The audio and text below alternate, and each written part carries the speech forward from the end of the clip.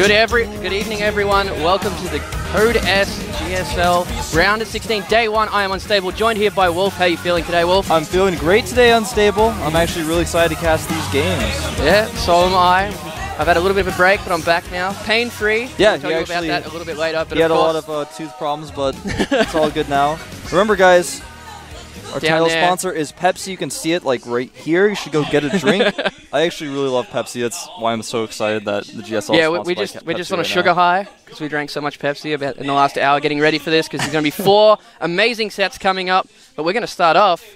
We're going to start off with NesTea versus Ensnare. Ensnare, yeah. It's going to be good. It is going to be good. I think Ensnare's got his work cut out for him. Obviously, NesTea way the favorite to win this, but he's the favorite in everything he does these days. Yeah, pretty much. He hasn't really had that many challenges yet.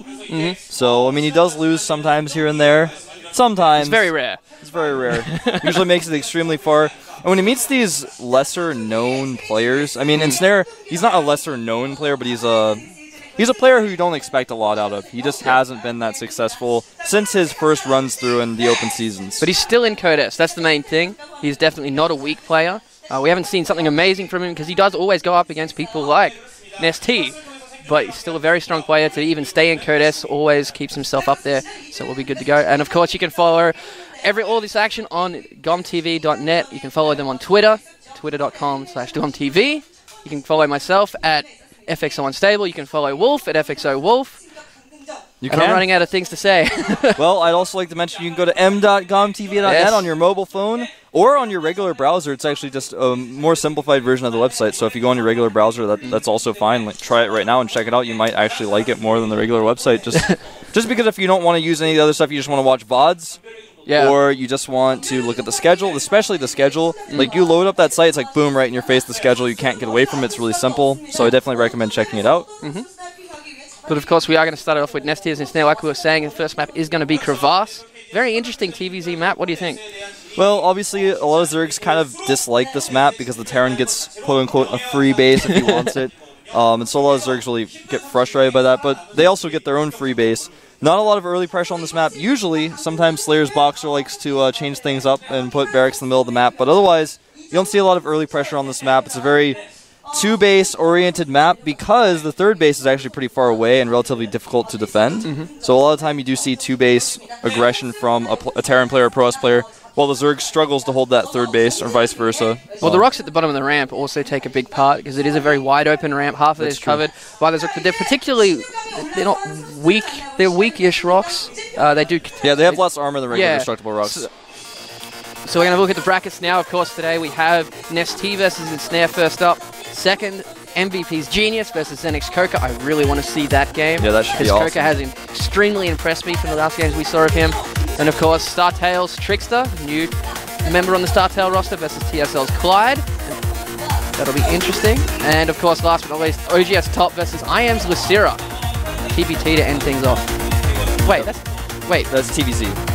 I'm sure it was. You know what? I looked at you for a second, I looked back, and I only looked at the actual things, and they changed the slide on me. I was like, that doesn't sound right. But of course, then we have Zinio and Hong and Prime, Huck versus MC, Beyond and Nada, and of course, Pult Prime, now known as Optimus, and StarTale's Bomber. So, lots and lots of amazing games coming up in the next couple of days, Wolf. How do you feel about his name change to Optimus? That's my thought. I actually just really dislike it. Really? Why? It just takes away from his ID. I don't like it when pro gamers change their IDs after they've used them for a really long time, and it's something completely different. It's like, I don't really like this. I mean, when Marine King changed from Boxer or aka Foxer to Marine King, it was hard for me to take that, even though he was really good with Marines, but I kind of grew accustomed to it. But that one makes sense, and so does this, though. Well, Optimus is a switch because the Prime Clan had this joke, this long-standing joke, that they would change the name to Optimus Prime if they won a tournament. Yeah. And it's kind of like symbolic for them, too. But if he slumps and never does well again, then does someone else become Optimus? What happens then? Looks like it. But of course, as we were saying before, today's matchup, we have NesTea versus Ensnare, Genius versus Coca. I don't know. It's going to be very close, I think. I can't really pick a winner. Like, I can see favorites, but I can't sit there and go, yes, who's going to win that match? Well, I think Ensnare might actually surprise us today. Yeah. I gotta say, when I watched him play in the group stages, he did a lot better than I expected him to. Played a lot better than he did in the Super Tournament and in the previous GSLs. I kind of thought this guy might be falling down into the up and down matches, but he's shown some great promise. And, you know, he showed a lot of promise before, back in the earlier stages. He's got a lot of players to practice with on his team OGS. Now here's our other players. We've got Startail, Trickster, TSL Clyde, Top, and Lysira. Lysira versus Top, I think, will be a really, really close match. Lysira, obviously, a great, great player, but Top has always been good and is improving rapidly. Yeah, absolutely. And of course, Trickster did surprise me. I'm not sure about you, but in his group stages, I believe he did lose to July and then came back and beat him because he was in the group that had Rain that dropped out, so it was a little bit of a weird situation. Yeah, that was a really weird group. But ended up losing to July in the first map. Came back and beat him in the second one. Because of his results, he was actually better off. Yeah. It happens, but... These things do happen. Yeah. Trickster, not a player who's overall impressed me a whole lot since the beta, but he's always shown, you know, really solid play. He's not extremely creative, but he's always solid. Of course, we have the stats here for NesTea. Lim J Duck. On the team, I am Incredible Miracle, ranking second overall in his points throughout the entire GSL history. Round of 32 versus July. And his record versus Terran is pretty impressive. 14 wins, 6 losses. And even his last 10 sets, 7 wins to 3. So definitely a good contender. Yeah, you can see his stats on there. Losing to Top, though, recently, it was kind of interesting because Top may advance here. And then if he does end up facing him later on, that could be a problem for him. And of course, NesTea, a very tall person as well. He actually is a very tall person. Yeah. For those of you guys who don't know, NesTea is probably 6'3", if not 6'4". He's actually extremely tall. He's really like, when he comes into the studio, you can't not notice. He's wearing that, you know, I am jersey, you can see that black one. He just comes in the room, and there's like this big shadows come in the room. He's just, he's a big presence, man. Everyone stops and just parts ways for him. They do, actually. He's not even joking. That actually happens. I mean, he's one of the older players, too. A lot of people really, really respect this guy. And they should, man. Yeah. Of course, here we have Ensnare, Kim Sang-chul from OGS.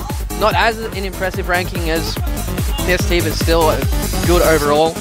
Recently, he did have wins over Violet and lost to Clyde, unfortunately. But I believe that was the group stages. Yeah.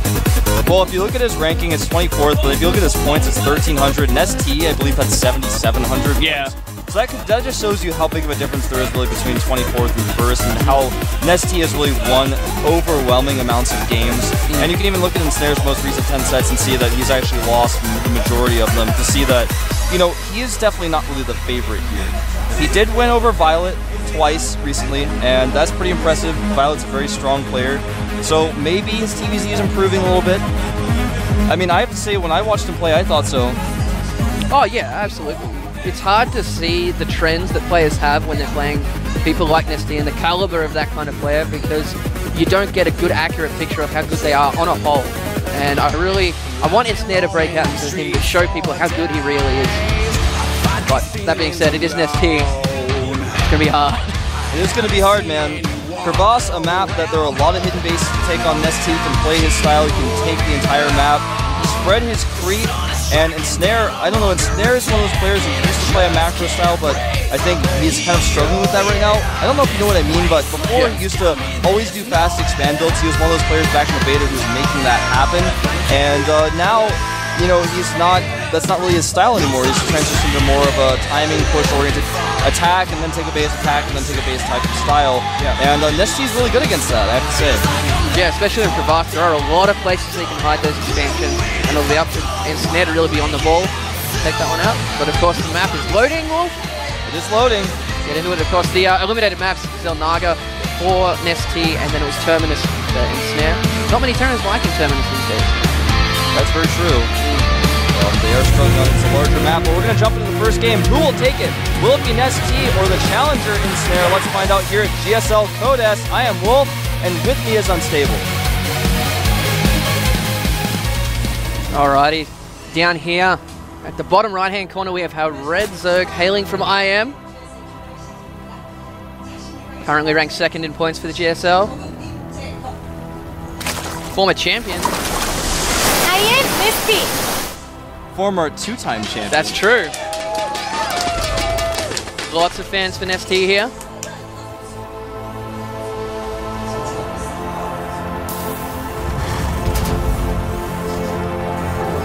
NesTea. University of Nevada. I think it said Minjay and Scotty. Kyle, Jason, Tom, and Litu Vaughn. Or Van, I guess. I would assume it's Vaughn, but... And then his opponent down here at the bottom left-hand corner, our yellow Terran, he is... known as... Ensnare. chewing some bubble gum. You just gotta do the other part.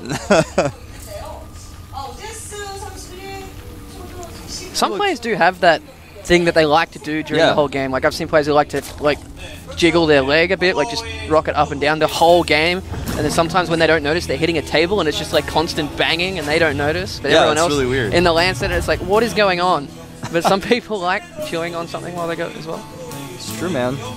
Now, right now, NesTea's gone for a hatch first. He's actually squeezed out 2 more drones as well. He's going to go for a 16 pool after that. Ensnare looks to be skipping his gas. Pretty common to see on this map. He's probably going to be going for a 1 barracks expand. There's the pull down. Actually made that pool at 17 and not 16, I believe. Well, you can get away with stuff like that. Yeah, he's really squeezing out the drones, man. He's doing his best he can to get every little drone out. And I really like that because on a map like this, you just absolutely can. Yep. But of course, we do see a 1 rack expand coming in from Ensnare as we predicted. It's pretty much a standard on this map that it does go into a 2, sometimes 3 base kind of stuff. And it's fairly easy to defend this as well. When you take that 3rd base as a Terran on this map, sometimes it's pretty hard to hold because it's very wide open.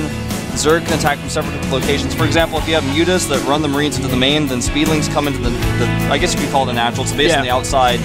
When that happens, the indoor of natural. Yeah. So the mutas come to the backdoor base, and at the front, you've got the Speedlings there. It's kind of far away. It is relatively difficult to defend that.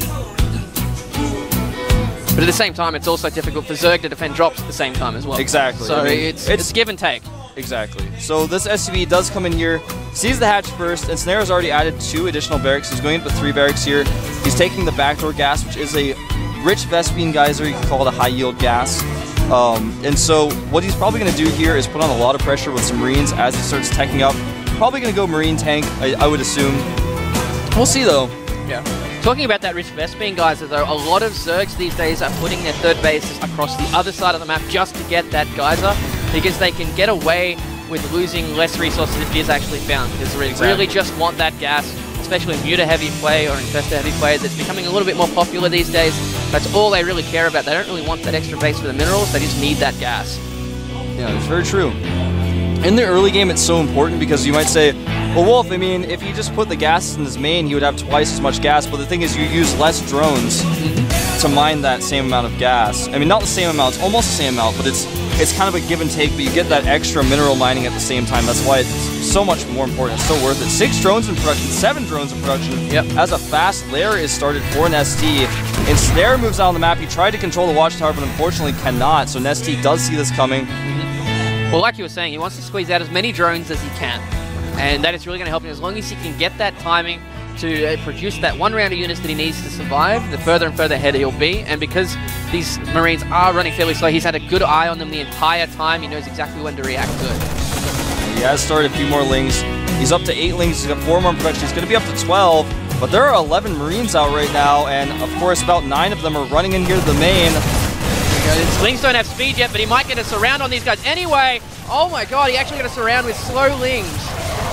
Yeah, and the speed finishes. He cleans those up without a problem. No cleans lost. Very few Zerglings really having to die in that battle. Only about 4 of them there. Well, if you have a look at the Queen's health, I think they took a lot of damage. No. Really? No, man. The Marines just weren't firing because he was trying to micro a little bit, and then he got caught in a weird spot while he was taking damage, and then... That's why you don't run onto the creep.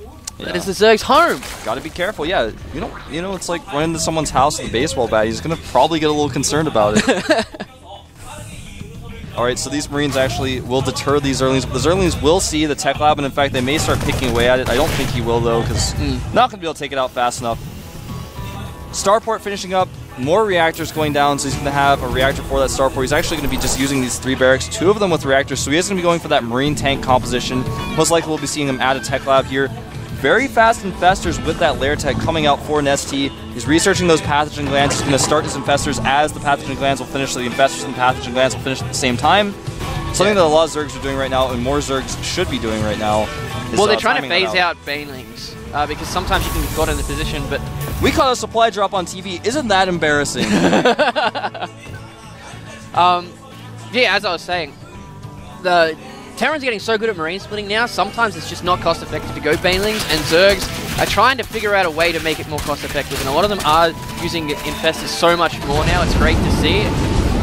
Well, the problem with going infestors sometimes is you don't have a spire, and when you don't have a spire, Ensnare drops, you know, about 11 marines into your base, and or in this case, 15 of those marines are going to be dropped in this base. But 5 infestors in production now. Yeah, they're not going to be out in time to save these drones, but the drones will flee.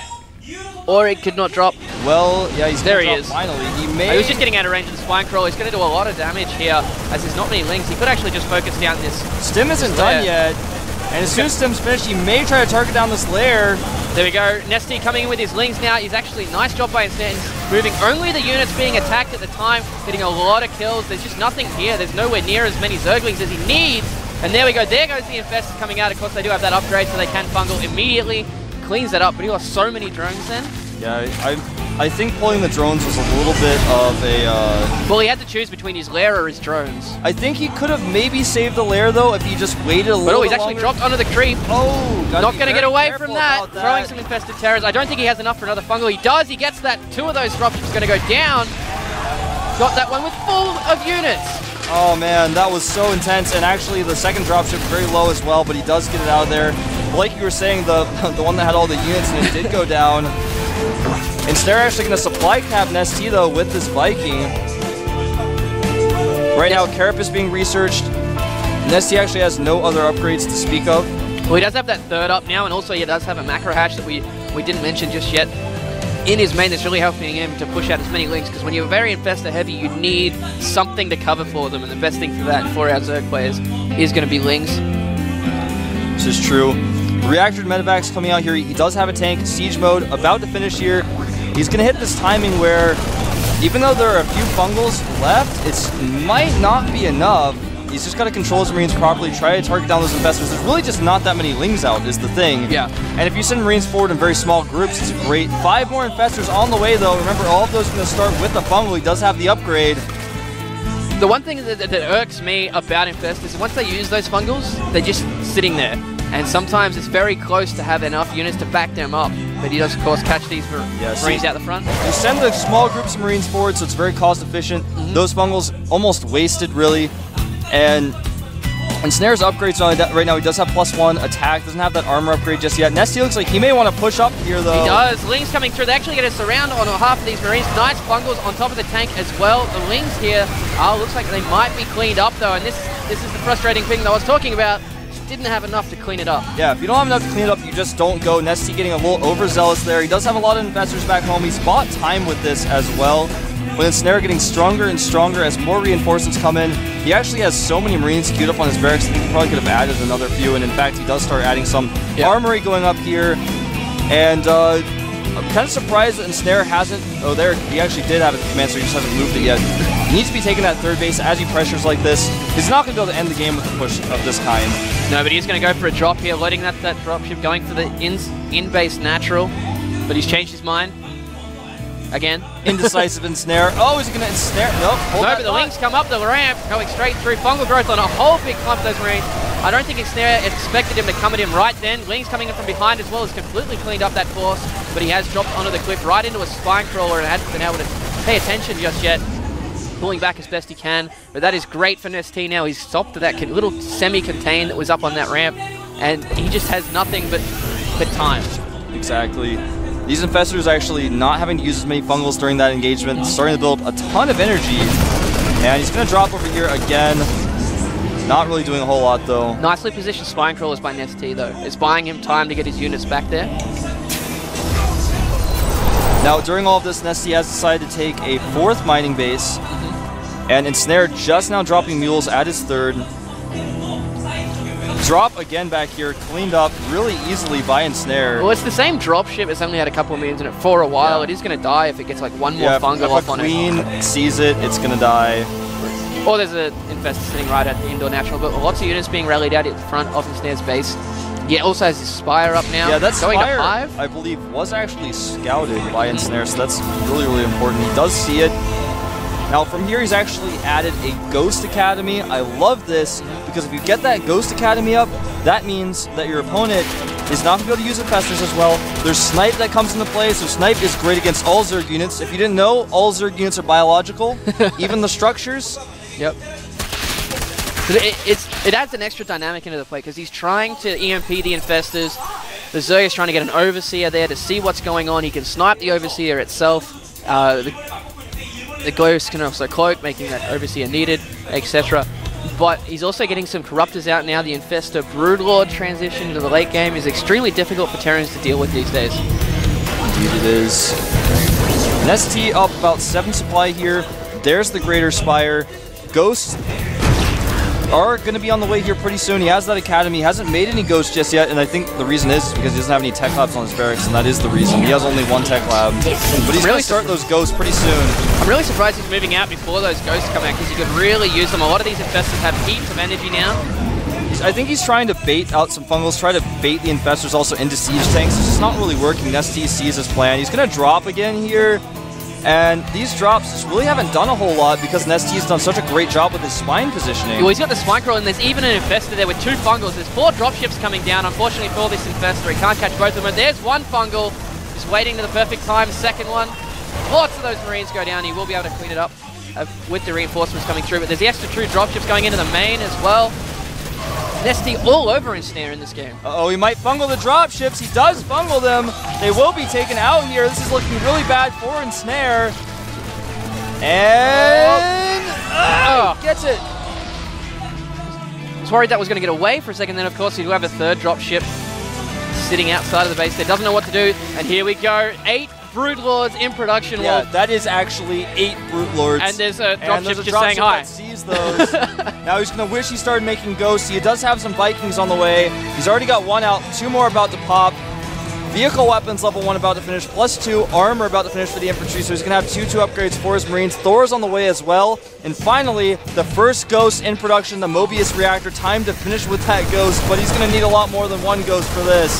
Yeah, he is. There's a lot of Lings there. Fungal growth going down a nice group of units, but losing a few Lings there that he didn't really have to.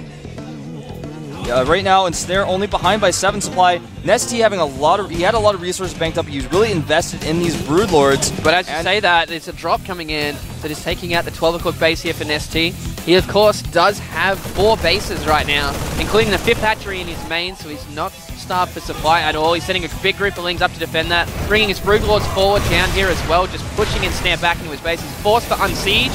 He needs to get out of there. He needs to use those Vikings in such a way that they cannot be fungled, which is very difficult to do. That's why he needs those Ghosts. He's got 3 Ghosts in production. That's going to put him up to 4. He does have the energy upgrade. These tanks starting to fall, though, to the Broodlords. All right, here come the Vikings. But there's a Corruptor. There's Infestors. Oh, all those Marines are grouped up so tightly as well. Corruptor's coming in to finish off this Viking. He's just pushing Ensnare back further and further. As we were saying, he just can't really do anything against this because he's going to get fungled on all his Marines. Oh, man. Oh, my God. But the EMP does go down. He can't finish it up with the 2nd fungal. That would have been huge for NesTea if he could do that. Nice reaction by Ensnare. Now he's coming forward. He's trying to pick off these Broodlords as best he can, but I don't think there's enough Marines. He's not targeting them with the Marines. He's like attacking Corruptors. He's in a lot of trouble here. GG. NesTea takes game 1. You know, he used the EMP on the Infestors, which saved all his Marines, but I bet after that he was like, if I only had 3 more Ghosts, maybe I could have sniped some of those Broodlords a little bit. Yeah.